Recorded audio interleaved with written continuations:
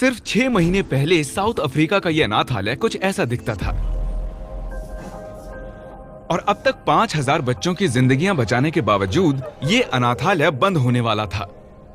पर जब हमने इस बारे में सुना तब हमने पक्का किया कि वैसा बिल्कुल ना हो। इसीलिए हमने यहाँ बनाए 12 नए घर जिन्हें लगातार ताज़ा खाना मिलता रहे और उसके साथ ही एक ब्रांड न्यू प्लेग्राउंड। ये हैं मामा रोजी, जिन्होंने ये बफूमा लेले ऑर्फनेज 30 साल पहले शुरू किया था, जब पहली बार उन्हें चौखट पर एक बच्चा मिला। बेशक मामा रोजी एक लाजवाब इंसान है, पर जितनी उन्होंने लड़ाई लड़ी है, जितना उन्होंने इन बच्चों को दिया था, वो इकलौता परिवार, वो इकलौता घर इनसे दूर हो रहा था। तो ये पक्का करने के लिए कि वैसा ना हो, हमने दिन रात मेहनत करके काम किया ताकि ये बच्चे एक सुरक्षित और साफ वातावरण में जी सकें।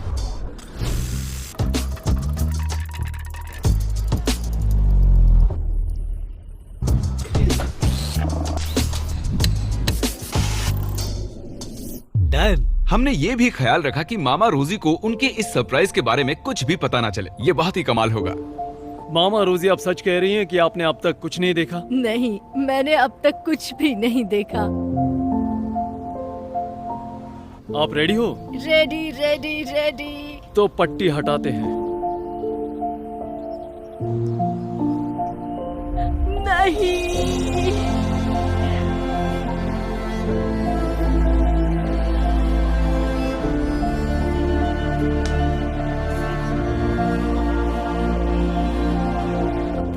Thank you. अनाथालय में रहने वाले बच्चों को उनके नए घर का सरप्राइज देने से पहले हमें ऐसे एक इंसान को ढूंढना था जो मामा रोजी के दिल के बहुत करीब था। जब आखिरी बार हम यहाँ थे तब मामा रोजी ने यामकिला नाम के लड़के की बात की थी, जो 14 साल पहले एक म्यूजिशियन बनने के लिए अनाथालय को छोड़कर चला गया था। इसलिए डैरन और डैन, जो केप टाउन के फिल्म मेकर और म्यूजिशियन हैं, उन्होंने उसे इस बड़े सरप्राइज के लिए खोज निकाला। फिर वो यामकिला को उसके पुराने बेडरूम में ले गए, जिसे पूरी तरह से नया बना दिया गया था।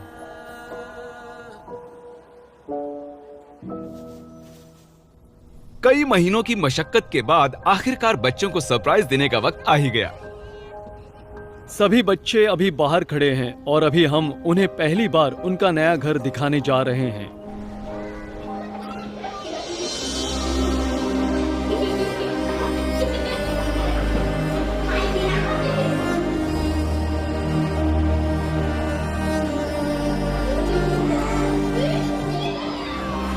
बहुत बहुत शुक्रिया। आपने इन बच्चों को एक इज्जतदार जीवन दिया। इससे इन्हें खुद की कीमत पता चली, इनका आत्मविश्वास बढ़ गया, इन्हें यकीन हो गया ये भी ऐसे अच्छे घरों में रह सकते हैं।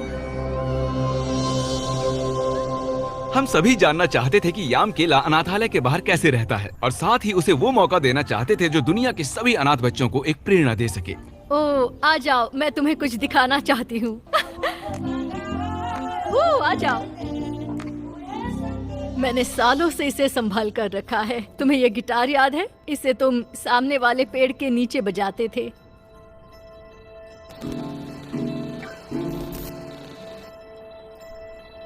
कभी कभी मैं इस जगह के सपने देखता हूँ। मेरी जड़ें यहीं से हैं। गुजर बसर करने के लिए यामकिला को एयरपोर्ट पर एक क्लीनर की जॉब करनी पड़ी, जिससे वो अपने म्यूजिक की प्रैक्टिस नहीं कर पाता और अपने टैलेंट को आगे नहीं ले जा पा रहा है। ये जानकर बहुत दुख होता था कि मैं मेरी मर्जी का काम नहीं कर रहा हूँ, और ये भी कि जो मैं करना चाहता हूँ वो मैं नहीं कर पा रहा हूँ। यामकिला में मैं देखता हूँ कि वो खुद के दिल की बात बताना चाहता है, वो भी अपने म्यूजिक के जरिए, लेकिन वैसा करने के लिए उसके पास कोई भी इंस्ट्रूमेंट नहीं है। इसीलिए हमने यामकिला को एक top range professional acoustic guitar देकर सरप्राइज देने की सोची।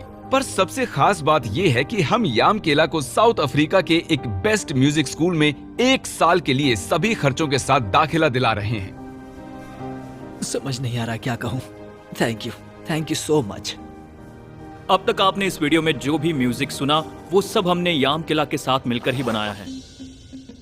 जब तक वो म्यूजिक बना रहे हैं तब तक मैं आपको हमारे लाजवाब लॉन्ग टर्म पार्टनर के बारे में बताता हूँ, जो इस वीडियो के स्पॉन्सर हैं, इलेक्ट्रिक ई बाइक्स। ये जो अनाथालय बना है इसमें सोच से कुछ ज्यादा ही खर्चा हो रहा था। तब इलेक्ट्रिक ई बाइक्स ने बीच में आकर इसे पूरा करने में हमारी मदद की। तो अगर आप नहीं जानते कि इलेक्ट्रिक ई बाइक्स क्या हैं और वो क्या करते हैं, तो वो एक ऐसे मिशन पर हैं जिससे वो चाहते हैं कि लोग एनर्जी एफिशिएंट होकर जिंदगी में आगे बढ़ें। इनकी इसी कोशिश का एक एग्जाम्पल हमारी एक वीडियो में हमने दिखाया है, जिसमें हमने पूरी दुनिया में 1000 लोगों को ई बाइक्स बांटी थी, जिसमें केनिया भी था, ताकि वो आसानी से पानी को यहाँ से वहाँ ले जा सके। तो मुझ पर एहसान कीजिए और डिस्क्रिप्शन में दिए गए लिंक पर क्लिक करके उनकी इलेक्ट्रिक ई बाइक्स खरीदें, क्योंकि वैसा करने से ऐसे प्रोजेक्ट्स को सपोर्ट करने में आप उनकी मदद ही करेंगे। इस बढ़िया साइकिल को मैं ऐसे ही जारी रखना चाहूंगा। स्पॉन्सर करने के लिए thank you electric E bikes. Video पर चलते हैं।